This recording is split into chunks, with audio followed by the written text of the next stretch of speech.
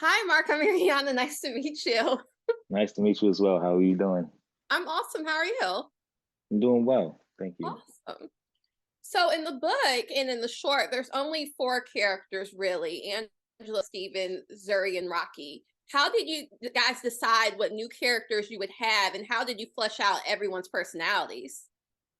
Well, there's a lot of colorful characters, and being that it's Chicago and we're dealing with young millennials, and we're dealing with Angela being a hairstylist, and Stephen being a music producer. We get to see like the variety of characters within this world. So I think the first thing was to make sure we established a wide range of you know Chicago, the Chicago community.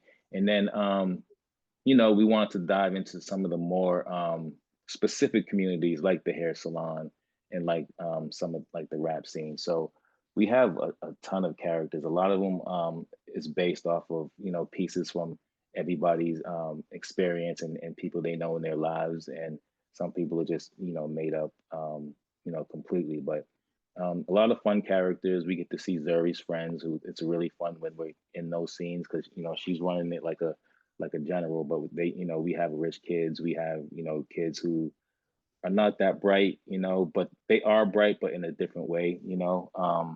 And so things like that. It's going to be really fun to see all the different type of characters, and plus the voices are just amazing. So. Yes. Chicago is such a big part of the show. Why did you guys decide to have that based in Chicago? I know Matthew's from Chicago. Yeah, he wanted to make it an homage to his own hometown, and so even when we was developing some of the backgrounds, we took a trip, a Google Earth trip out there to see all the streets, all the neighborhoods that he wanted to represent, the neighborhood that he's from.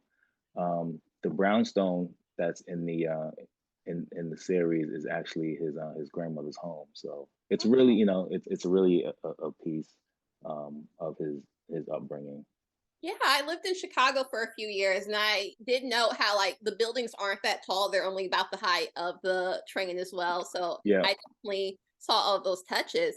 We talked a little bit about that there's a voice cast because in the short there's only Issa Rae. right. Other than Issa obviously being incredible, why did you guys decide to have her back and how did you get all these other people involved like Kid Cudi and Loretta Devine? I just think it's really it's kind of a testament to how powerful that animated short was. I know Matthew and Issa had a relationship, a working relationship before, and they're fans of each other, and so it just kind of snowballed from there. It's such a unique project, and it represents us in a positive light, which we need more of, and I think people just want to be a part of that. So Matthew definitely, you know, made sure he was really meticulous in selecting the cast, and Monica Young as well. She was in the music industry, so she had some connections too. So they worked their connections, and plus the power of the animated short just made it all come together.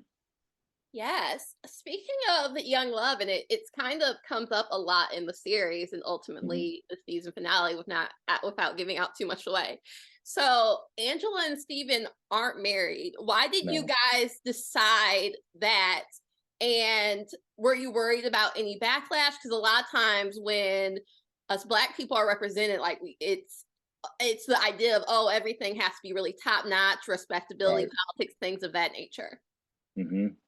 Yeah, it was very intentional, and it's a bold move. I don't think there was any doubt in making that move, just because we really wanted to represent an authentic look into a young person's life, right? When I had my first child, I wasn't married, and I've been with my wife for 20 plus years now, but Did you get your married when question you were was, 3? Like, how are you married for no, 20 years?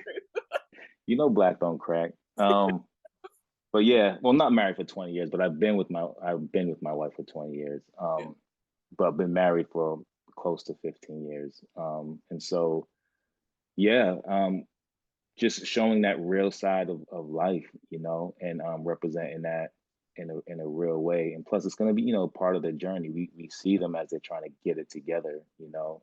Like a lot of us young people were, well, a lot of the young people were, you know, trying to struggle, trying to figure life out. A lot of the times when we see a black family on TV, they're pretty established. They're a little bit older. They got things together. But we want to show another side where young people are still trying to figure it out. And I think we did an amazing job in capturing that. Yeah, especially in the first episode, like when he can't afford the Uber, I'm like, Yeah, you're so off. yeah. I could relate to a lot of the stuff in the series. Just being just struggling and trying to figure it out. Not having like transportation or just having money. Yeah, the struggle is real. So we just wanted to represent that in a beautiful light, and then keep the audience engaged to watch have the audience grow with them and watch their trajectory. Yes. So, like the show is kind of multi-generational, and Yeah. I remember even when the show was first announced, I was like, "Oh, it's going to be like a preschool show," and Right. like it's not. It like children could obviously watch it, but I feel like it could be for people of all ages. Yes. How did you guys make that decision to not aim it for the audience of the book solely? Right. Matthew and Monica were very specific about having this be an event where your whole family can sit down and watch it and be entertained. Young Love is solely, it's focusing on family, it's focusing on love, and it's focusing on positivity. So we wanted to create something where your family sits down. If it's a preschool show, the parents might sit down, but they're not really going to be entertained. And then vice versa. If the kids are sitting with the parents, they're not going to watch what the parents want to watch. So we wanted to make something that everybody can enjoy at the same time and making it an event. Yes. I also like, and this is in even adult animation, like usually sometimes it's not very linear and that each Hmm. episode stands on its own, but this one definitely tells a story. And it actually kind of reminds me of like live action black sitcoms, but this Yep. just happens to be animated. Was that something you guys considered? And what were some of your influences? We definitely considered that. We definitely wanted to keep it grounded, but we wanted to use animation because if you remember in the animated short, there was a fantasy sequence with Steven boxing the hair. Um, we wanted to still maintain some of those elements as well, right? So we want to have the opportunity to make this show as elastic as possible, where we can go into dramatic moments, funny moments, but then we can go into these like high concept fantasy moments. So that was very intentional, and some of the it was really hard finding comps for this show, because this show is it's so specific but so different. So a lot of live action comps like Blackish was one. You know, there there's a few. I mean, Cosby Show, of course, but I don't know. I don't know if Cosby is a name that could be invoked anymore. Um, but yeah, I get stuff. the vibe. Right. So yeah, like there is some like live action references that we did look to a bit, but they're not one for one, because our take is like you said, is animated. And so we it took us a long time to find that tone, right? And then but once we found it, we knew we had something special and something Yeah. very unique. Yeah. Yes. There, I think maybe it's in episode 2, don't like quote me on it, but there is a scene where Angela, she's waking up and it's like, it's only for a second, but it's a nod to the Blue Monday painting. Where did Hmm. that idea come from to have that reference? And it's not like very overt. I believe that was a combination of our art director Ed Lee and Monica. She's a big fine arts fan, and so just finding little Easter eggs. There's a lot of Easter eggs throughout the series, and we just we planted those in there for the audience to just have a kick out of them. Yes. Obviously hair is a huge part of the show because of the origin, and also Angela where works at a hair salon, and also the show is about Black people, so Mhm. Black people also obviously have hair of different textures and things of that nature. How Right. did you guys source all of these different hairstyles and even the drawings of the hair, because it's definitely very textured, very later? How was that approached? It was approached very meticulously, and it took us a few months just to. So there's a few technical things that we had to get over because we are doing it in traditional, well, not traditional, but rig animation, which I'm sorry for getting a little animated technical here, but um, it's not easy to replicate those hairstyles frame by frame with keeping the consistency, right?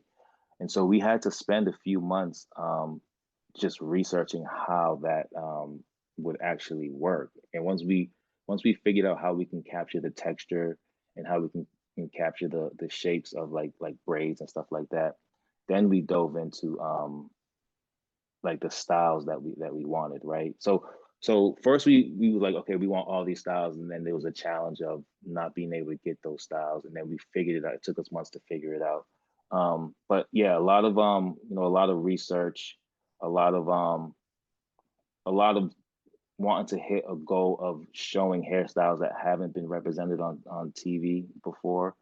Um, and then just the ingenuity of the studio to really get it together. So it was really challenging, but I think I honestly can say I haven't seen any traditional 2D animated TV series that does hair the way we did it. No, it's insane. I love it. The great thing about animation, or the funny thing, is that usually the character only has one outfit that they wear in most Right. situations. Hmm. If you were an animated character, what would be your outfit? Oh my God, that is a great question. You know what? I would wear a black t-shirt, like some faded black jeans, like distressed black jeans, and maybe some Chucks or some Jordan ones would be my everyday outfit. Because that can go with any situation. You can almost get away with that being a little dressed up, because the black t-shirt, it's classic. So Yes. Um, who would you say is probably your favorite character, or the character you relate to most, or was just kind of most fun to work with? I love Zuri as a character. I think Brooke Conway really, like, she really did an amazing job at voicing her. And just seeing a young 6.5-year-old with a hustler's mentality and kind of like an old soul, and still looking at the world as a child, but when she talks, sometimes she's talking like beyond her age, the way she's talking, and just some of the situations that she's in. um it's really fun, and I think she's gonna really steal a lot of the shine in the show. We have some other, like, a lot of the kid stuff is really great, because they're young, but they think they know it, and they're figuring out how to navigate like school and stuff like that, how to navigate to get money. Um, Amir is another character who we haven't seen in the trailer, I believe, but he's a really cool character because I can relate to him. I have a 14-year-old, and he's almost he's almost one to one, like a comparison of like that teenager he's never looking up. He's always on his phone, but he has a lot going on in his mind, and he's brilliant, but you don't get to know it unless you sit there and talk to them and pull that conversation out of them. So yeah, those are some of my favorite characters. Yeah, and then there's Lil Ankh, who is Yeah, very silly, but also does drop so many gems and is kind of a motivating force for Steven in exactly. a very roundabout way that Steven didn't expect. Yep. Um, if this show had existed when you were younger, which I still think was a week ago, how how do you You're think it would amazing. have affected you if this had existed? Because like I have nieces and I Hmm. obviously didn't really have a show like this when I was their age. I would have, it would have like totally changed my view on just television and entertainment. If I was young watching this, I would think that it was a level playing field. You know, I'm an artist at heart, right? I Mhm. started as a revisionist, and so I'm a huge animation fan, just as you know, a kid growing up. And a lot of my mission or my passion was to represent us, you know, as heroes and just like diverse. Um, so I don't know. Maybe I wouldn't have tried to push so hard after I seen that because I was like, oh, we made it, we did it already, you know. But I would have just been so proud and just so excited, you know. Yeah, it's definitely it would be refreshing to have when I was younger, but it's also very refreshing now and relatable. Yes, yeah, Yes. But thank you so much for taking the time to talk to me. I'm so of excited course. for this series and to talk to you about this in future projects. So I appreciate it. Thanks for, you know, thanks for reaching out to me. Oh, no problem. You have a good one. Talk soon. All right, you too.